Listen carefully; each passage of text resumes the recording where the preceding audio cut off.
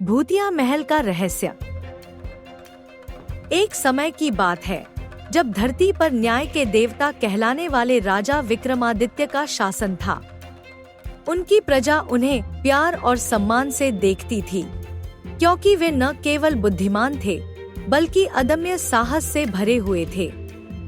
पर एक रात उनके राज्य के सबसे सुनसान जंगल में स्थित एक पुराने महल का रहस्य उनकी परीक्षा लेने आया। यह महल कभी रानी पुष्पांजलि का निवास हुआ करता था, जिनकी रहस्यमय मृत्यु के बाद से वहां अजीबोगरीब घटनाएं होने लगी थी।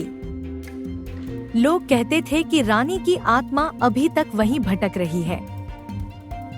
एक अंधेरी आधी रात को जब चांद बादलों में छिपा हुआ था, राजा विक्रमादित्य ने उस महल में जाने का निश्चय किया।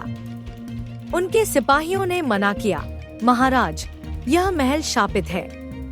जो भी अंदर गया वह कभी वापस नहीं आया। पर विक्रमादित्य हंसे और अपनी तलवार कमर पर बांधकर अकेले ही महल के सुनसान दरवाजे की ओर बढ़ गए। भीतर प्रवेश करते ही ठंडी हवा का एक झोंका उन्हें लगा, मानो किसी ने सांसें उनके कान में छोड़ी हों। महल की दीवारों पर पुराने चित्र टंगे थे, जिनमें रानी पुष्पांजलि की सुंदरता चमक रही थी। उनकी आंखों में एक उदासी थी, जैसे वे कुछ कहना चाहती हों। तभी अचानक एक मधुर पर दर्द भरा स्वर गूंजा, विक्रम, तुम आ गए। राजा ने पलटकर देखा तो सामने एक धुंधली सी छवि खड़ी थी।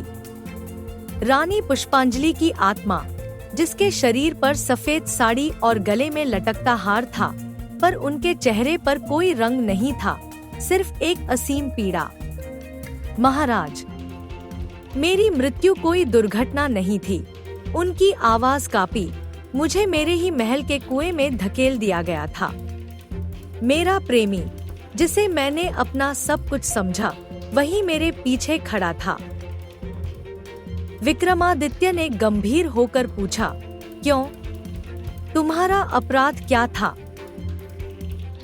उसने मेरे राज्य का सिंहासन चाहा और मैं उसके रास्ते की रुकावट बन गई। रानी की आंखों से आंसू की जगह रक्त की बूंदें गिरने लगी। मेरी आत्मा तब तक शांत नहीं होगी जब तक उसका दंड नहीं मिलता। राजा विक्रमादित्य ने उसी रात उस प्रेमी को ढूंढ निकाला, जो अब एक बूढ़ा सैनिक बनकर छिपा था। न्याय की तलवार चमकी और जब सूरज की पहली किरण निकली तो महल से एक हल्की मुस्कान की आवाज आई। रानी पुष्पांजलि की छवि अंतिम बार चमकी और हवा में विलीन हो गई।